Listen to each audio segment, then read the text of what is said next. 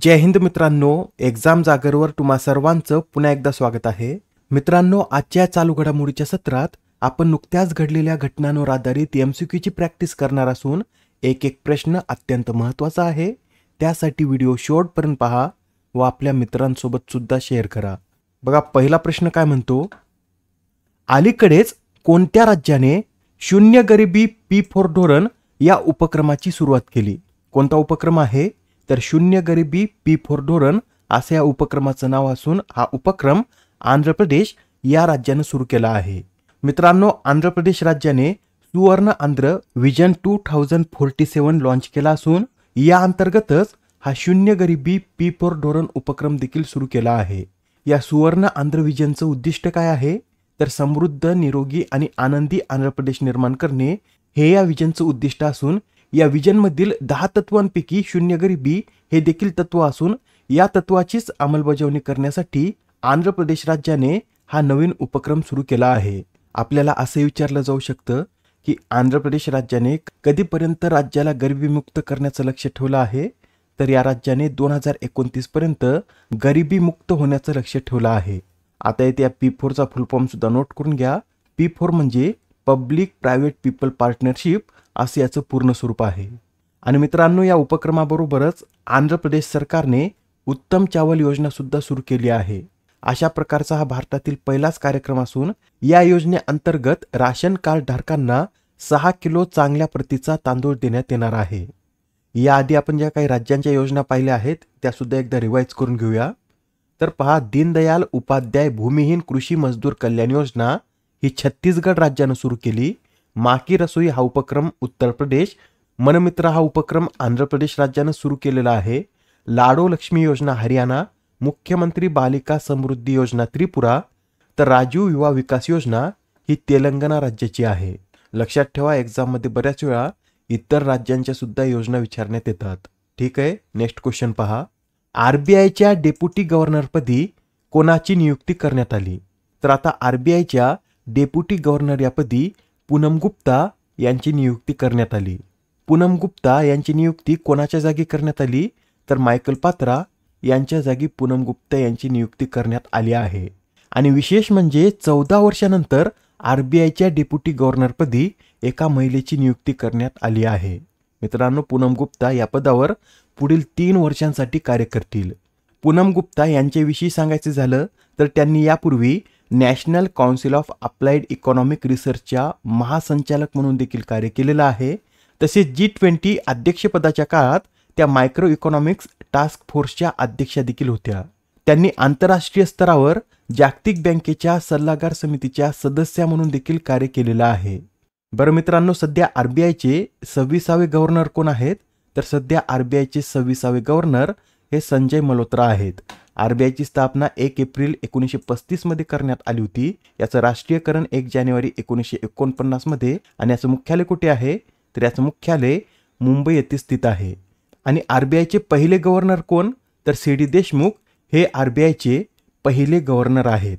आता हा प्रश्न पहा, पेन्शन फंड नियामक आणि विकास प्राधिकरण म्हणजेच PFRDAचे अध्यक्ष म्हणून कोणाची नियुक्ती करण्यात आली?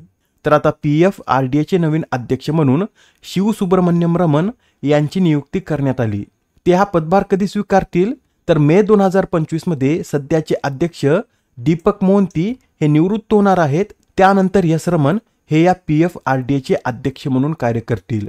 सध्या S रमन भारत सरकारच्या उपनियंत्रक आणि महालेखा परीक्षक या पदावर कार्यरत आहेत. मित्रांनो, PFRDAच्या अध्यक्षाची शिफारस करण्यासाठी एक समिती असते. या समितीत एकूण 7 सदस्य असून त्याचं नेतृत्व कोण करतं? तर कॅबिनेट सचिव हे या समितीचं नेतृत्व करतात. या PFRDA विषयी इतर काही प्रश्न सुद्धा आपण पाहून घेऊया. भारतात पेन्शन फंडचं नियमन करण्याचं कार्य कोणाद्वारे करण्यात येतं? तर या PFRDA द्वारेच हे पेन्शन फंड नियमन करण्याचं कार्य केलं जातं. PFRDAचा फुल फॉर्म सुद्धा लक्षात ठेवा, pension fund regulatory and development authority असे याचं पूर्ण स्वरूप असून याची स्थापना 23 ऑगस्ट 2003 रोजी करण्यात आली असून याला वैधानिक दर्जा कधी देण्यात आला? तर फेब्रुवारी 2014 मध्ये या PFRDAला वैधानिक दर्जा देण्यात आलेला आहे. बरं, या संस्थेच्या अध्यक्षाचा कार्यकाळ किती वर्षाचा असतो? तर या PFRDAच्या अध्यक्षांचा कार्यकाळ हा 5 वर्षाचा असतो आणि तसेच ते वयाच्या 65 वर्षापर्यंत या पदावर राहू शकतात. म्हणजेच 5 वर्ष किंवा वयाचे 65 वर्ष यापैकी जे आधी होईल तोपर्यंत ते या पदावर राहू शकतात आणि ते पुनर्नियुक्तीसाठी सुद्धा पात्र असतात. नेक्स्ट क्वेश्चन, फेब्रुवारी 2025 पर्यंत रेल्वे स्थानकांवर सौर ऊर्जा प्रकल्प बसवण्यात कोणते राज्य हे देशातील आघाडीचे राज्य ठरलं आहे? या प्रश्नाचं उत्तर आहे पर्याय क्रमांक 4 म्हणजेच राजस्थान हे राज्य रेल्वे स्थानकांवर सौर ऊर्जा प्रकल्प बसवण्यात देशातील आघाडीचं राज्य बनलं आहे. मित्रांनो, भारतात फेब्रुवारी 2025 पर्यंत एकूण 2249 स्थानके आणि सेवा इमारतींमध्ये 209 मेगावॅट क्षमतेचे सौर ऊर्जा प्रकल्प स्थापित करण्यात आले असून हे प्रकल्प स्थापित करण्यामध्ये आताच पाहिल्यानुसार पहिल्या क्रमांकावर राजस्थान तर दुसऱ्या क्रमांकावर आपलं महाराष्ट्र राज्य आहे. तर पश्चिम बंगाल हे तिसऱ्या क्रमांकावर, उत्तर प्रदेश चौथ्या क्रमांकावर तर आंध्र प्रदेश हे राज्य यात 5व्या क्रमांकावर आहे. आता हा प्रश्न पहा काय म्हणतो, नाविका सागर परिक्रमा 2 मोहिमेसाठी कोणत्या भारतीय जहाजाचा वापर करण्यात येत आहे? या प्रश्नाचं उत्तर आहे पर्याय क्रमांक 1 म्हणजेच या नाविका सागर परिक्रमा 2 या मोहिमेसाठी INSV तारिणी या जहाजाचा वापर करण्यात येत आहे. ही परिक्रमा मोहीम कधी सुरू झाली तर 2 ऑक्टोबर 2024 रोजी गोवा येथून ही मोहीम सुरू झाली असून या मोहिमेअंतर्गत 2 महिला अधिकारी ज्यांचं नाव लेफ्टनंट कमांडर डिलना आणि लेफ्टनंट कमांडर रूपा असं आहे, या INSV तारिणी हे जहाज चालवत आहेत. या मोहिमेचं उद्दिष्ट हे 8 महिन्यात 23,400 नॉटिकल मेलपेक्षा जास्त अंतर कापून मे 2025 मध्ये पुन्हा गोव्यात परतण्याचं आहे. बरं, हे INSV तारिणी जहाज भारतीय नौदलात कधी सामील करण्यात आलं होतं तर 2018 साली हे जहाज भारतीय नौदलात सामील करण्यात आलं होतं. मित्रांनो, अत्यंत महत्त्वाचा प्रश्न आहे. येणाऱ्या एक्झाममध्ये यावर आपल्याला प्रश्न विचारला जाऊ शकतो. त्यासाठी ही सर्व माहिती नोट करून घ्या. पुढील प्रश्न, 47व्या राष्ट्रीय ज्युनियर गर्ल्स हँडबॉल स्पर्धेचं विजेतेपद कोणी पटकावले? तर ही जी 47वी राष्ट्रीय ज्युनियर गर्ल्स हँडबॉल स्पर्धा आहे या स्पर्धेचं विजेतेपद उत्तर प्रदेश या राज्यानं पटकावलं आहे.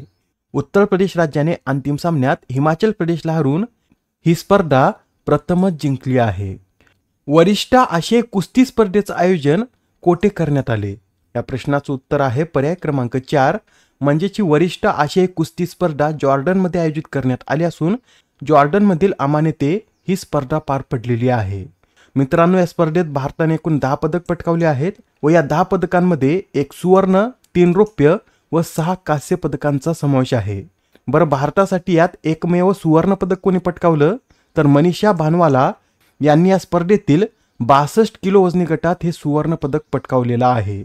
एक्झाममध्ये आपल्याला असं विचारलं जाऊ शकतं की वरिष्ठ आशियाई कुस्ती स्पर्धेत मनीषा भानवाला यांनी किती किलो वजनी गटात सुवर्ण पदक पटकावलं तर त्यांनी 62 किलो वजनी गटात हे सुवर्ण पदक पटकावलेलं आहे.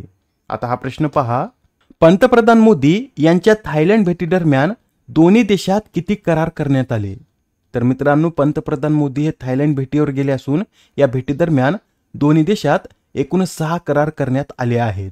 हे 6 करार कोणकोणत्या क्षेत्राशी संबंधित असतील तर IT, सागरी क्षेत्र, लघु आणि मध्यम उद्योग, हातमाग या क्षेत्राशी हे करार संबंधित असतील. बरं, आपले पंतप्रधान हे थायलंड दौऱ्यावर का गेले आहेत?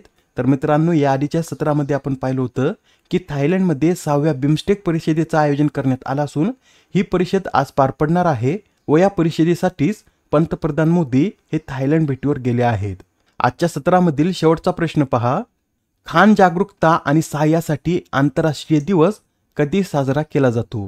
तर हा जो खान जागरूकता आणि सहाय्यासाठी आंतरराष्ट्रीय दिवस आहे हा दरवर्षी 4 एप्रिल रोजी साजरा केला जातो आणि हा दिवस पहिल्यांदा कधी साजरा करण्यात आला होता तर 2006 साली हा दिवस पहिल्यांदा साजरा करण्यात आला होता. यावेळी या दिनाची थीम नोट करून घ्या. तर सेफ फ्युचर स्टार्टर अशी यावेळी या दिनाची थीम आहे. या आधीच्या सत्रामध्ये तुमच्यासाठीचा प्रश्न होता, कॉमनवेल्थच्या महासचिवपदी नियुक्त होणाऱ्या पहिल्या आफ्रिकन महिला कोण ठरल्या आहेत? या प्रश्नाचं उत्तर आहे पर्याय क्रमांक 2 म्हणजे शेर्ली बोचवे या कॉमनवेल्थ महासचिवपदी नियुक्त होणाऱ्या पहिल्या आफ्रिकन महिला आहेत. आणि जर आपल्याला असं विचारलं की कॉमनवेल्थच्या महासचिव बनणाऱ्या पहिल्या महिला कोण तर पॅट्रिशिया स्कॉटलँड या कॉमनवेल्थच्या महासचिव बनणाऱ्या पहिल्या महिला आहेत आणि त्यांच्यानंतर या पदावर नियुक्त होणाऱ्या शेर्ली बोचवे या दुसऱ्या महिला असून आफ्रिका खंडातून या पदावर नियुक्त होणाऱ्या त्या पहिल्या महिला आहेत. आजच्या सत्रामधील तुमच्यासाठीचा प्रश्न पहा. 1 लाखापेक्षा अधिक लोकसंख्या असलेल्या शहरांमध्ये बाईक टॅक्सी सुरू करणारे दुसरे राज्य कोणते? आता या प्रश्नाचं उत्तर कमेंटमध्ये देण्याचा प्रयत्न करा. उत्तर चुकलं तरी काय हरकत नाही, कारण ज्यावेळेस तुम्हाला या प्रश्नाचं योग्य उत्तर माहीत होतं त्यावेळेस हा प्रश्न तुमच्या दीर्घकाळापर्यंत लक्षात राहतो. तर आता पुढच्या सत्रामध्ये पुन्हा भेटूया. धन्यवाद.